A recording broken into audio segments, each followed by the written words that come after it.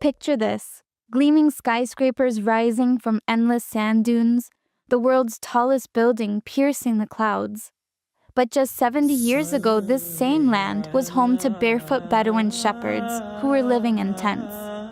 When you see the barefoot, naked, destitute shepherds competing in constructing tall buildings, know that this is one of the signs of the final hour.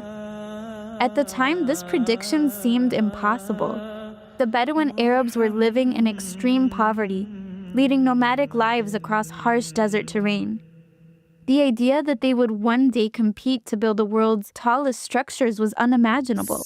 But everything changed with the discovery of oil in the mid-20th century. Within just a few decades, the desert landscape transformed into this mighty concrete jungle. Today, the Burj Khalifa stands as the world's tallest building, with Saudi Arabia's Jeddah Tower soon to surpass it. But what makes this prophecy truly remarkable isn't just that it came true. It's the precise details it predicted: that the Bedouins would remain nomadic until their sudden change in fortune, that this would happen in the latter days, that they would specifically compete in building tall structures, that it would coincide with a time of spiritual decline in the Muslim world. This transformation from rags to riches, from tents to towers, stands as a powerful testament to the prophetic wisdom of Islam, a miracle that is literally a towering proof for the existence of God.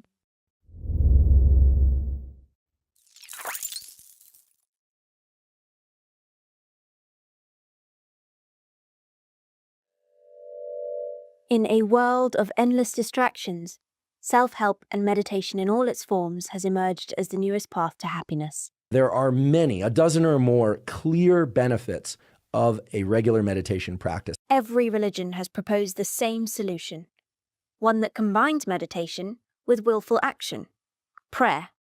This is the story of a team in Australia and their quest to find the effects of prayer. This is the Prayer Project. Driven by a vision, Dr. Bushra Nasser set out to clear up the fog around mindfulness, meditation, and anxiety, exploring the link between these actions and prayer.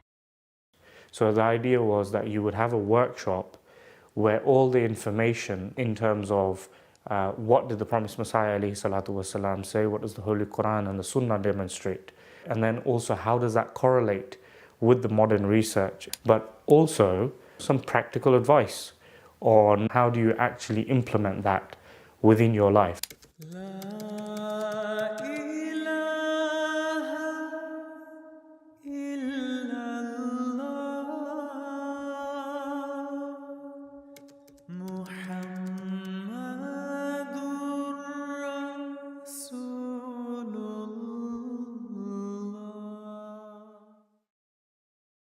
पहली दफ़ा जा रहे हैं तकाफ़ पे ही, इससे पहले तो कभी इत्तेफ़ाक नहीं हुआ। प्रिपरेशन तकाफ़ के लिए शायद छुट्टी ली है 10 दिन की, पिछले कई सालों में पहली दफ़ा, तो एक बड़ी प्रिपरेशन है। My main goal is just to, give it my all, go into the mosque with a good mindset that, I want to become close to Allah. I just hope I can get some really good habits on how to gain nearness to Allah Ta'ala that I can take for the rest of my life. For now, I will head into the mosque, so assalamu alaikum wa rahmatullahi wa barakatuh. See you guys on the other side. The spiritual retreat finally begins, and our participants settle into their nooks. Throughout their 10 days here, they hope to detox from the stresses of life and examine whether or not prayer brings about a change within their lives. It's a lot harder than it seems. It's not a straightforward process. In terms of timing, it's kind of miraculous how it happened. Unfortunately, in today's society, we find ourselves in a very particular materialistic routine. Every day you do the exact same thing. Eventually it leads to an individual feeling like there's not much fulfillment within their life. Stress and burnout, they're a major 21st century problem and heavily contribute towards the development of chronic diseases and affect things like productivity and mental health. Allah Ta'ala states in the Holy Quran, in Surah Al-Hashr, right, that if you will forget Allah, you will be made to forget your own self. It's like the natural law which we see being demonstrated right, in society today. Ultimately, what we're trying to practice here is increased mindfulness of Allah. Because if you can constantly refocus your mind on Allah, right, you gradually then take back control over your mind. And no longer do you live on autopilot, no longer is your mind controlling you, you're back in the driver's seat. Off the top of my head, the first thing that I'm grateful for is I've been able to actually wake up for the Hajjat without using an alarm clock. Now that's a big deal for me, that without even an alarm, I've been able to wake up by myself. During prayer, the heart rate slows down and we also experience slower breathing. These physiological states are also correlated with slower brain waves and feelings of control and optimism and gratitude. Switching on some light bulbs which have helped me realize that most of my prayers are kind of on autopilot and I seriously need to take the control back. In 2018, I had the challenge of rebuilding myself because I came from a background where I had no values. I had nothing.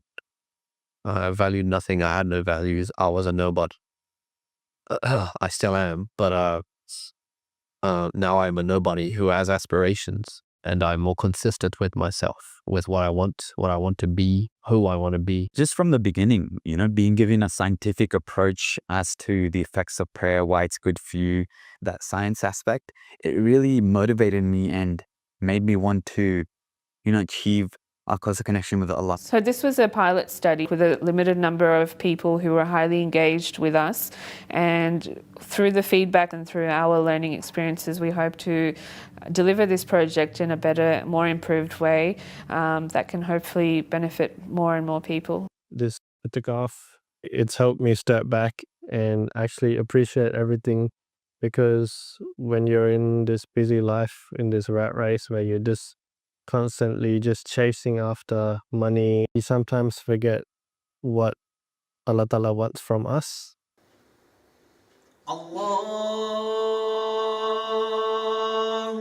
इस एतकाफ से पहले वो अमूमी तौर पर बहुत जल्दी गुस्से में आ जाता था, तो ये मैंने एक बड़ी तब्दीली उसके अंदर देखी कि उसके अंदर बड़ी मतानत पैदा हुई और वो जो गुस्से वाली उसकी कैफियत थी वो अल्लाह ताला के फजल से बहुत बेहतर हुई.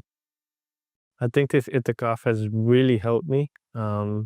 Definitely with the cutting off all the external, distractions and focusing on being mindful, praying, increasing your knowledge in spirituality and in your religion, and then trying to apply those through pondering over your life, contemplating on where you were wrong and what you could do better in the last 9 days that we've been here. It really has helped me put my life and my mindset in perspective of what I actually want to do. 10 days of reflection, 10 days of searching, 10 days of enlightenment, a lifetime changed. After leaving the comfort of their homes for this journey, it finally comes to a close. Our participants reported feeling less stressed, more motivated, and closer to God. But now, a different journey begins. We've seen that they've been able to improve their understanding about prayer. We've seen that their self-reported levels of stress and anxiety have been changed, and we've also seen that through this participation, not only themselves but their families have also been impacted through their participation. Assalamu alaikum warahmatullahi wabarakatuh. See you guys on the other side. You're watching The God Summit, brought to you by the Review of Religions.